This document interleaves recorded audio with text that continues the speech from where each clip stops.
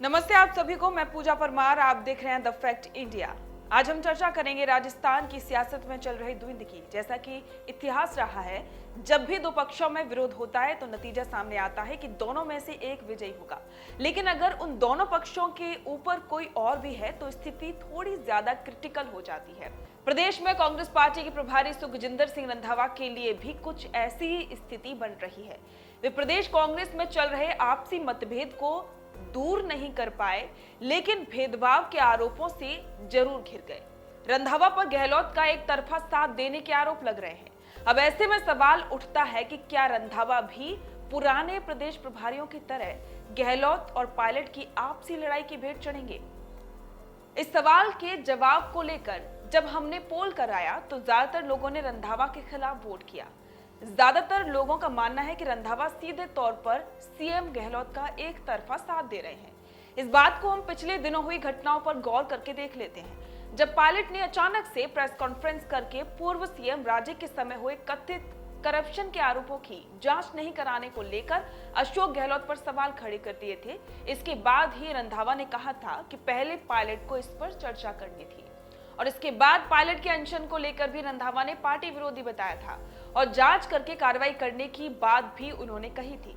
और इसके बाद सुखजिंदर सिंह रंधावा ने कहा था कि कांग्रेस के लिए मुश्किलें खड़ी करने वालों पर भी मेरी कड़ी नजर है। रंधावा ने कहा कि भ्रष्टाचार को लेकर बोलने के लिए विधानसभा से बड़ी कोई जगह नहीं है, क्योंकि यहाँ विपक्ष, मुख्यमंत्री और विधायक मौजूद रहते हैं। ऐसे में पायलट को अपनी बात को पॉइंट में रखते हुए बताना चाहिए था कि गहलोत सरकार ने अब तक क्या किया है। ऐसे में सीएम अशोक गहलोत मामले को लेकर जवाब देते। इसके बाद कांग्रेस के सभी नेताओं का वर्कशॉप रखी गई थी, जिसमें पायलट नहीं पहुंचे थे। 1-to-1 चर्चा भी रखी गई, लेकिन पायलट अपने कार्यक्रमों में बिजी रहे। और इसके बाद रंधावा ने कहा कि मैंने वर्कशॉप में मौजूद सभी लोगों से कहा कि कोई भी नेता कांग्रेस की वजह से है। मैंने ये भी कहा कि किसी भी ऐसे शख्स की बात न माने जो कि पार्टी के खिलाफ बोल रहा है। उनका निशाना सीधा पायलट की तरफ था। इसी दौरान रंधावा ने गहलोत की भी तारीफ की और उन्हें सीधा इंसान बताते हुए थोड़ा सा कठोर होने की नसीहत दी। इसके बाद जब पायलट ने कहा कि रंधावा जांच करके फाइलों को अलाकमान को भेज रहे हैं, उन्हें एक फाइल उन नेताओं की भी भेजनी चाहिए जिनके खिलाफ केस दर्ज है। इस पर रंधावा ने कहा कि उनका ध्यान आने वाले विधानसभा चुनाव पर है।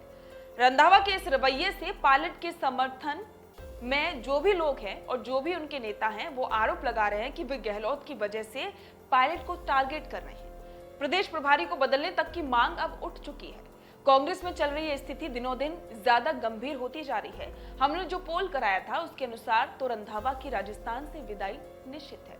आपको क्या लगता है, क्या रंधावा भी राजस्थान में कांग्रेस पार्टी के आंतरिक कलह की भेंट चढ़ेंगे? कमेंट करके जरूर बताएं। बने रहें द फैक्ट इंडिया के साथ।